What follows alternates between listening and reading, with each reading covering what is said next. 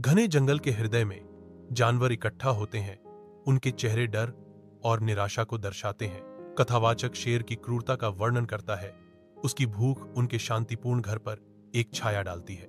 पुराने सियार ने कहा, मैं सुझाव देता हूं कि हम शेर को हर दिन खाने के लिए एक जानवर भेजें ताकि वह हम बाकियों को न मारे। शेर अपनी गुफा में बैठा है, क्रोध और अधीरता की तस्वीर। खरगोश सावधानी से आगे बढ़ता है। उसके चेहरे पर डर अंकित है, फिर भी उसके कदम में दृढ़ संकल्प है। शेर दहाड़ता है, तुम इतनी देर से क्यों आए? खरगोश कांपता है।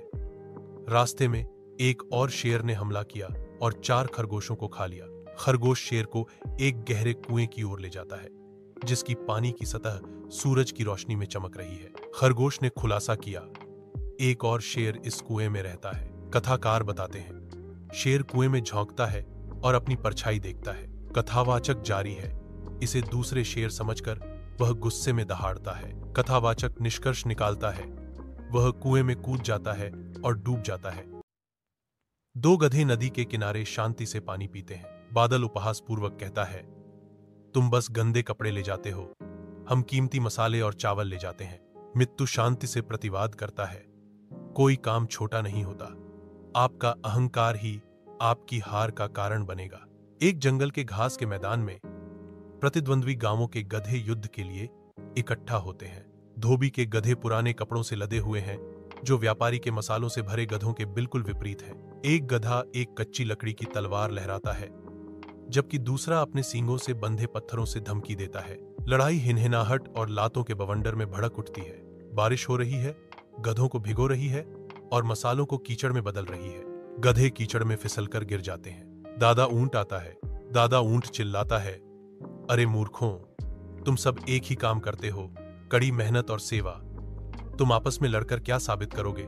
गधों को अपनी गलती का एहसास होता है। वे एक दूसरे से माफी मांगते हैं और दोस्त बन जाते हैं। अब से दोनों गांवों के गधे एक साथ पानी पीते हैं। वे एक साथ चलते हैं और किसी के काम का मजाक कभी नहीं उड़ाते।